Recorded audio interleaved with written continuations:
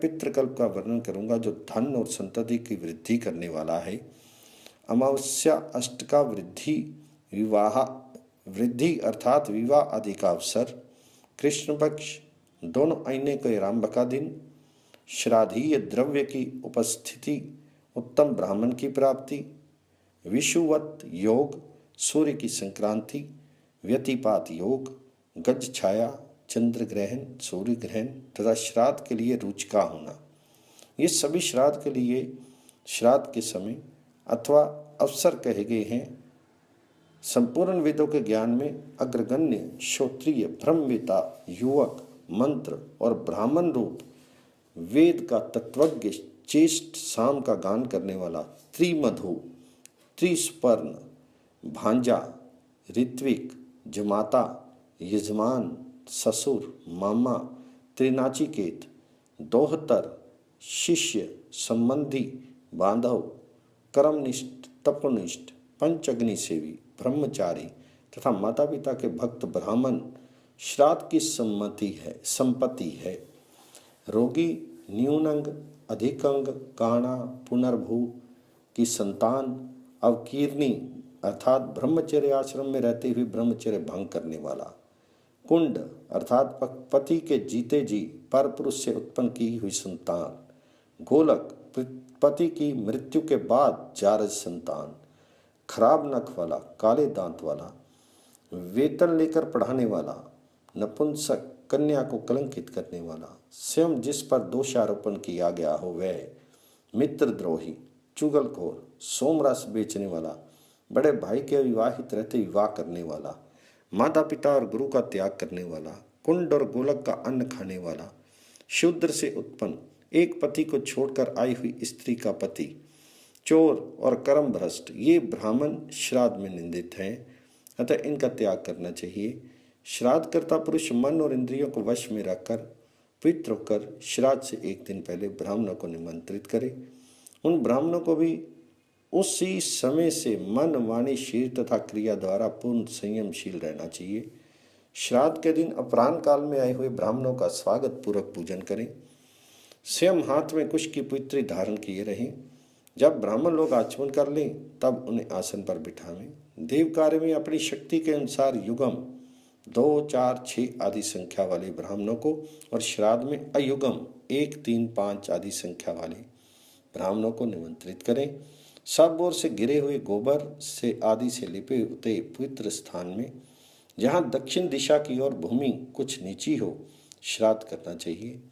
वैश्यदेव श्राद्ध में 2 ब्राह्मणों को पूर्व की ओर मुख करके बिठाए और पितृ कार्य में 3 ब्राह्मणों को उत्तर की ओर मुख करके बिठाए तथा अथवा दोनों में एक एक ब्राह्मण को ही सम्मिलित करे।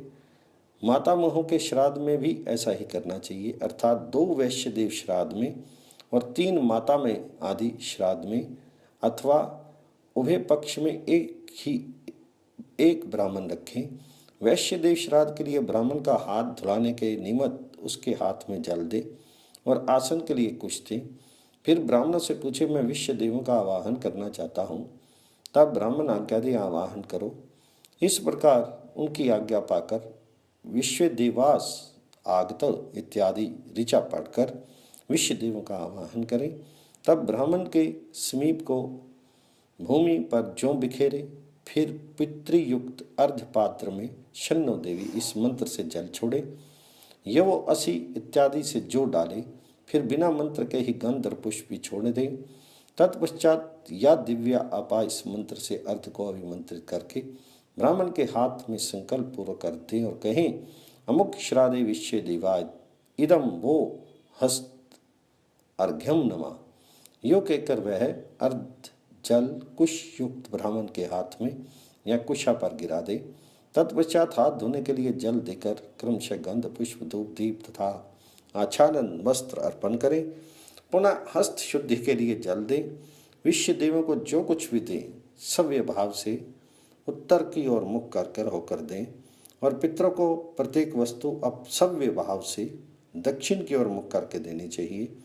वैश्य देवकांड के अनंतर यज्ञोपवीत अपसव्य करके पिता आदि 3 के लिए 3 द्विगुण भोग्र कुशों को उनके आसन के लिए अग्र अप्रदक्षिण क्रम से दें। फिर पूर्ववत ब्राह्मणों की आज्ञा लेकर उशंतस्त्वा इत्यादि मंत्र से पितरों का आवाहन करके आयंतु न इत्यादि का जप करें। अब हता असुरा रक्षासी वेदिष्टा ये मंत्र पढ़कर सब और तिल बिखेरे। वैश्य देव श्राद्ध में जो कार्य जौ से किया जाता है वही पितृ श्राद्ध में तिल से करना चाहिए। अर्घ आदि पूर्ववत करें। संस्त्रव अर्थात ब्राह्मण के हाथ से चुए हुए जल पितृ पात्र में ग्रहण करके भूमि पर दक्षिण अग्र कुश रखकर उसके ऊपर उस पात्र को अधोमुख करके ढुलका दे और कहें पितृभ्यम स्थानमसि। फिर उसके ऊपर अर्घ्यपाद और पवित्र आकृति रखकर गंध पुष्प धूप दीप और पितरों को निवेदित करें। इसके बाद अग्नोकरण कर्म करें। घी से तर हुआ अन्न लेकर ब्राह्मणों से पूछें अग्नोकृष्य, मैं अग्नि में इसकी आहुति देना चाहता हूँ। तब ब्राह्मण इसके लिए आज्ञा दे। इस प्रकार आज्ञा लेकर वह पिंड पितृयज्ञ की भांति उस अग्नि अन्न को की 2 आहुति दे। उसमें ये 2 मंत्र क्रमशः पढ़े। अग्नि कविवाहनाय स्वाहा नमा, सोआय पितृमते स्वाहा नमा। फिर होम शेष अन्न को एकाग्रचित होकर यथा प्राप्त पात्रों में, विशेषता चांदी के पात्रों में परोसे। इस प्रकार अन्न परोसकर पृथ्वी ते पात्राम ध्यौर्पी धानम इत्यादि मंत्र पढ़कर पात्र को विमंत्रित करें। फिर इदम विष्णु इत्यादि मंत्र का उच्चारण करके अन्न में ब्राह्मण के अंगूठे का स्पर्श कराएं। तदंतर तीनों व्याहतियों सहित गायत्री मंत्र तथा मधुवाता इत्यादि 3 ऋचाओं का जप करें और ब्राह्मणों से कहें आप सुखपूर्वक अन्न ग्रहण करें।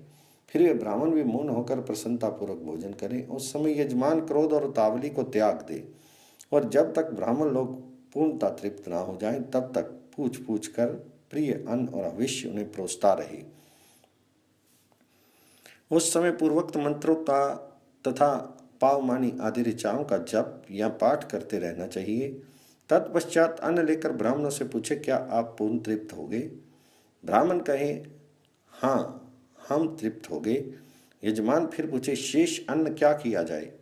ब्राह्मण कहे इष्ट जनों के साथ भोजन करो। उनकी इस आज्ञा का बहुत अच्छा कहकर स्वीकार करें। फिर हाथ में लिए हुए अन्न को ब्राह्मणों के आगे उनकी जूठन के पास ही दक्षिण अग्र कुश भूमि पर रखकर उन कुशों पर तिल जल छोड़कर वह अन्न रख दे। उस समय ये अग्निदग्धाम इत्यादि मंत्र का पाठ करें। फिर ब्राह्मणों के हाथ में कुछ कुल्ला करने के लिए एक बार जल दें। फिर पिंड के लिए तैयार किए हुए सारा अन्न लेकर दक्षिण अभिमुख होकर पिंड पितृ यज्ञ कल्प के अनुसार तिल सहित पिंड दान करें। इसी प्रकार माता में आदि के लिए पिंड दें। फिर ब्राह्मणों के आचमनार्थ जल दें। तदंतर ब्राह्मणों से सस्ती वाचन कराएं और उनके हाथ में जल देकर उनमें से प्रार्थना पूर्वक कहें आप लोग अशयमस्तु कहें। तब ब्राह्मण अशयम अस्तु बोले। इसके बाद उन्हें यथाशक्ति दक्षिणा देकर कहें अब मैं सदा वाचन कराऊंगा। ब्राह्मण कहे सदा वाचन कराओ। इस प्रकार उनकी आज्ञा पाकर पितरों और माता आदि के लिए आप यही सदा वाचन करें ऐसा कहें। तब ब्राह्मण बोले अस्तु सदा। इसके अनंतर पृथ्वी पर जल सींचे और विश्व देवा प्रियंताम यूं कहे। ब्राह्मण भी इस वाक्य को दोहरावे प्रियंताम विश्व देवा। तदंतर ब्राह्मणों को आज्ञा से श्राद्ध करता। इस प्रकार मंत्र पढ़े दातारो नो अभिवर्धनता वेदा संतति देव च श्रद्धा च नो मा विगमद बहुदियम च नो अस्तित्वति। अर्थात मेरे दाता बढ़े, वेद और संतति बढ़े, हमारी श्रद्धा कामना हो और हमारे पास दान के लिए बहुत धन हो। ये कहकर ब्राह्मणों से नम्रतापूर्वक प्रिय वचन बोले और उन्हें प्रणाम करके विसर्जन करे। वाजे वाजे इत्यादि ऋचाओं को पढ़कर प्रसन्नतापूर्वक विसर्जन करे। पहले पितरों का फिर विश्वदेवों का विसर्जन करना चाहिए। पहले जिस अर्घ्य पात्र में संस्त्रव का जल डाला गया था उस पितृ पात्र को उतान करके ब्राह्मणों को विदा करना चाहिए। ग्राम की सीमा तक ब्राह्मणों के पीछे पीछे जाकर उनके कहने पर उनकी परिक्रमा करके लौटे और पितृ सेवित श्राद्ध अन्न को इष्टजनों के साथ भोजन करें। उस रात्रि में यजमान और ब्राह्मण दोनों को ब्रह्मचारी रहना चाहिए। इसी प्रकार पुत्र जन्म और विवाह आदि वृद्धि के अवसरों पर प्रदक्षिणावृत्ति से नांदी मुख पितरों का यजन करें।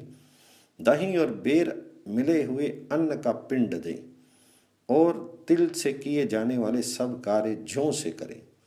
एकोदिष्ट श्राद्ध बिना वैश्य देव के होता है। उसमें एक ही अर्घ्यपात्र और एक ही पितृक दिया जाता है।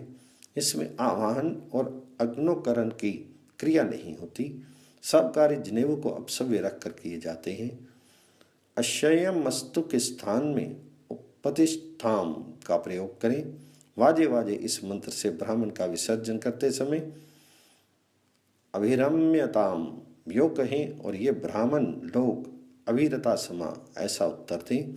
स्पिंडीकरण श्राद्ध में पूर्वोक्त विधि से अर्ध सिद्धि के लिए गंध जल और तिल से युक्त 4 अर्धपात्र तैयार करें। इनमें से 3 तो पितरों के पात्र हैं और 1 प्रेत का पात्र होता है। इनमें प्रेत के पात्र का जल पितरों के पात्र में डालें। उस समय ये समाना इत्यादि 2 मंत्रों का उच्चारण करें। शेष क्रिया पूर्वत करें। यही स्पिंडीकरण और एकोदिश श्राद्ध माता के लिए भी करना चाहिए। जिसका स्पिंडीकरण श्राद्ध वर्ष पूर्ण होने से पहले हो जाता है, उसके लिए 1 वर्ष तक ब्राह्मण को सन्नोदक कुंभ दान देते रहना चाहिए। 1 वर्ष तक प्रति मास मृत्यु तिथि की एकोदिष्ट करना चाहिए। फिर प्रत्येक वर्ष में 1 बार श्या तिथि को एकोदिष्ट करना उचित है। प्रथम एकोदिष्ट तो मरने के बाद 11वें दिन किया जाता है। सभी श्राद्धों में पिंडों को गाय बकरे अथवा लेने के इच्छा वाले ब्राह्मणों को दे देना चाहिए अथवा उन्हें अग्नि में या अगाध जल में डाल देना चाहिए। जब तक ब्राह्मण लोग भोजन करके वहाँ से उठ न जाएं, तब तक उच्छिष्ट स्थान पर झाड़ू ना लगावें। श्राद्ध में हविष्यन के दान से 1 मास तक और खरीद देने से 1 वर्ष तक पितरों की तृप्ति बनी रहती है। भाद्रपद कृष्ण पक्ष की त्रयोदशी को विशेषता मघा नक्षत्र का योग होने पर जो कुछ पितरों के निमित्त दिया जाता है वह अक्षय होता है। 1 चतुर्दशी को छोड़कर प्रतिपदा से अमावस्या तक की 14 तिथियों में श्राद्ध दान करने वाला पुरुष क्रमशः इन 14 लोगों को पाता है।